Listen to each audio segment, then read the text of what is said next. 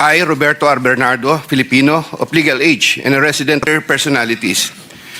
There are situations that national and local elected politicians would request me to source projects for them. If given more time and opportunity to review the records and confirm supporting facts, I may be able to particularize the details of these transactions and dealings. Senator Ramon Bong Revilla Jr. I have a close and friendly relationship with Senator Ramon Bong Revilla, and we go all the way back since the time of Amay Bisaya and Mayor Viseo, who first introduced me to the former legislator while I was still a district engineer in Laguna sometime in 2005 or 2006. We frequently meet in important social gatherings. Senator Revilla later on became a godparent of two of my daughters, while I became a godparent to one of his children. When Senator Revilla was incarcerated, I visited him several times at the PNP Custodial Center at Camp Crame. Because of our close relationship, Senator Revilla had asked me for assistance on several matters which I can no longer exactly recall at the moment because this happened a long time ago, and I presently don't have records to help me reconstruct the events. Sometime in the third quarter of 2024, Senator Revilla and I met where he asked me for a list of projects for funding, ostensibly to help him in his national campaign.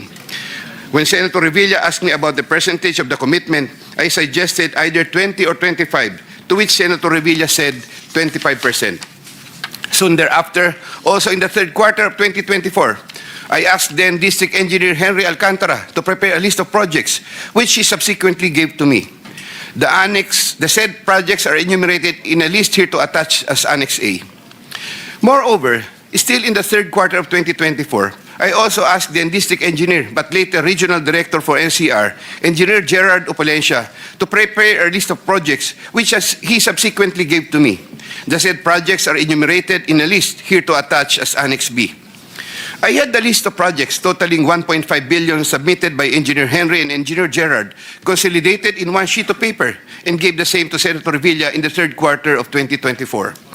With respect to the projects under the NEP and HGAB, I followed this up with Secretary Manny Bonoan upon request of Senator Revilla, who would also follow this up with Yusek Cathy Cabral. The White House compound is the ancestral home of the Revillas with the large Blue Gate entrance at that time. Sometime in the last quarter of 2024, Engineer Alcantara collected the 25% commitment of about 125 million and informed me that the same was ready for turnover through Engineer Gerard Opalencia. Engineer Gerard Opalencia told me that the 25% commitment was already loaded in my vehicle. After receipt of the 25% commitment, which were packed in 6 cardboard boxes, each containing at least 20 million, and 1 paper bag containing 5 million, I called up Senator Revilla to inform him the same is ready to be turned over to him. Sometime December 2024, probably the Monday after my receipt of the commitment, my driver and I went to the residence of Senator Revilla. Upon reaching the area, I tried calling Senator Revilla, but he was not answering my call, so I waited. After waiting for approximately 1 hour at a nearby gasoline station, we were finally allowed inside the compound by the guard.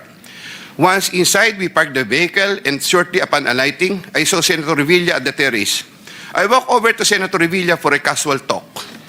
While the boxes were being unloaded, Senator Revilla and I talked for about 20 to 25 minutes. I asked him, "Sen, bakit hindi ka nangangampanya?" Senator Bong replied, "Okay naman pare, maganda results ng survey. Relax muna."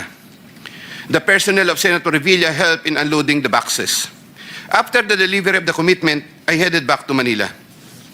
Sometime late January or February 2025, in relation to a list of projects submitted by Engineer Gerard Opalencia, Senator Revilla called me to follow up on the status of the commitment. About a week later, sometime February 2025, I informed Senator Revilla that the same was ready for turnover.